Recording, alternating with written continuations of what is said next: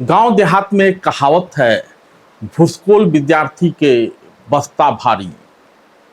भूसकोल मतलब कमजोर।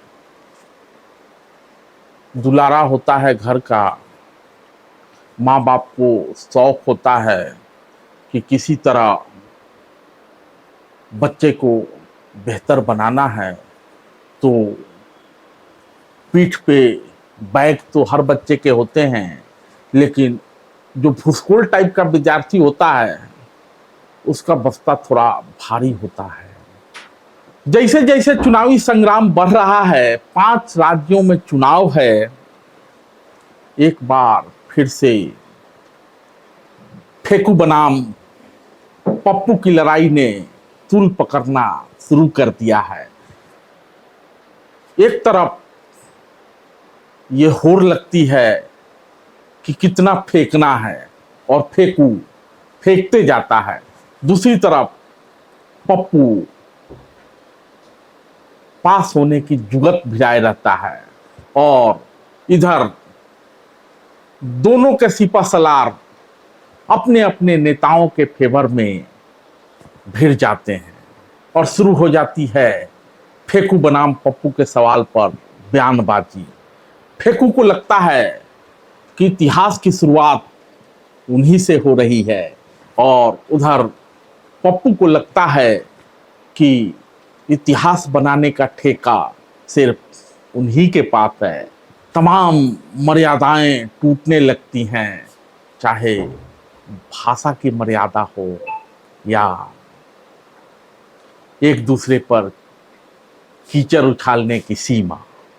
खैर, जैसा कि आप जानते हैं, भाजपा हर कीमत पर अपने प्रोजेक्ट पप्पू को जारी रखना चाहती है, वहीं कांग्रेस भाजपा के उसी दशक पुराने चाल पर पलटवार करते हुए पप्पू फॉर पीएम के नारे के साथ गप्पू को जीरो पर आउट करने की कवायद में लगी रहती है। जैसे ही कांग्रेस का पप्पू फॉर पीएम प्रोजेक्ट परवान चढ़ने लगता है, तब तक भाजपा का घोषित पप्पू यानी गांधी नेहरू परिवार का चश्मो चिराग राहुल गांधी कोई ना कोई ऐसा मौका दे देते हैं कि भाजपा को एक बार फिर से प्रोजेक्ट पप्पू को न सिर्फ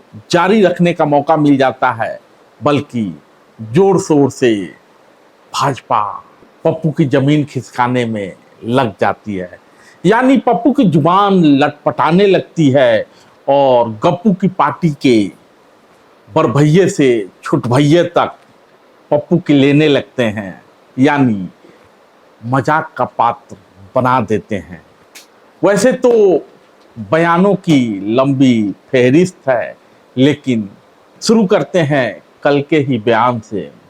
होता है, मामला ये है कि कल पप्पू गांधी, चूंकि आजकल सब लोगों में होड़ मची हुई है कौन कितना ओबीसी के साथ, तो पप्पू गांधी एक प्रेस कॉन्फ्रेंस कर रहे थे।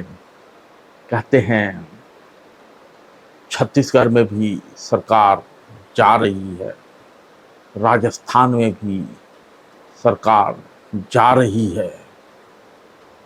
तब तक अचानक मानो नींद से बाहर आते हैं, कहते हैं कि वो गलती सी हो गई और फिर उसको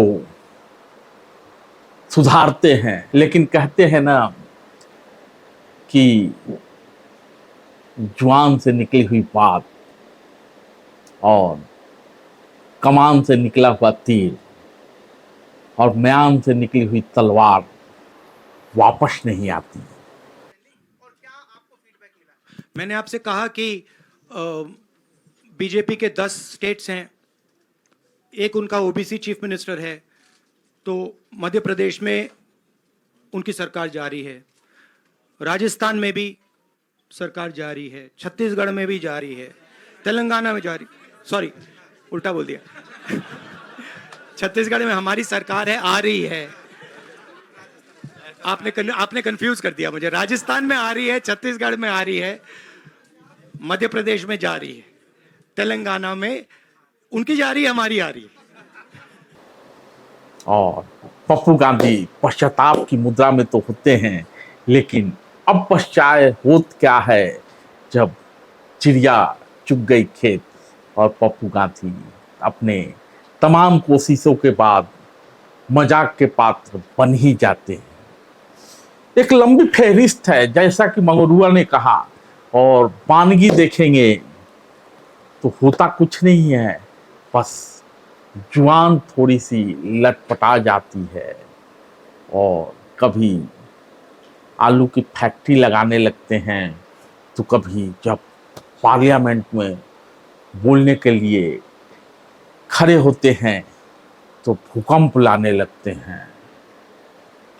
तो देखिए पप्पू गांधी की जिह्वा कब कब लटपटाई और भाजपा को अपना प्रोजेक्ट पप्पू जारी रखने में, भाजपा को अपना प्रोजेक्ट पप्पू जारी रखने का मौका मिला और कांग्रेस के पप्पू फॉर पीएम प्रोजेक्ट की हवा निकल गई।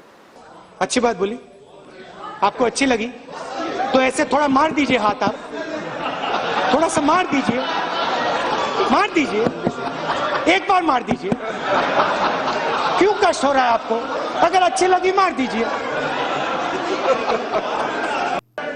Speaker madam, wait, sorry sorry sorry sorry sorry chairman sir. पांडवों ने डिमोनेटाइजेशन किया क्या? नोटबंदी की थी क्या? गलत जीएसटी लागू की थी क्या? और वो जानते थे कि नोटबंदी, गलत जीएसटी, किसान बिल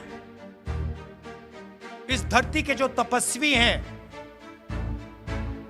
उनसे चोरी करने का तरीका है। पांडवों के साथ हर धर्म के लोग थे।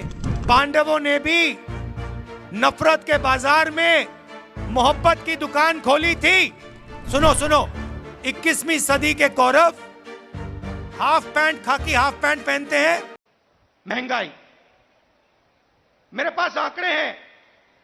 2014 में एलपीजी का सिलेंडर 410 रुपए का था, आज 1050 रुपए का है। पेट्रोल 70 रुपए लीटर, आज तकरीबन 100 रुपए लीटर। डीजल 55 रुपए लीटर, आज 90 रुपए लीटर। सरसों का तेल 90 रुपए लीटर, आज 200 रुपए लीटर। दूध 35 रुपए लीटर, आज 60 रुपए लीटर। आटा 22 रुपए लीटर, आज 40 रुपए लीटर केजी।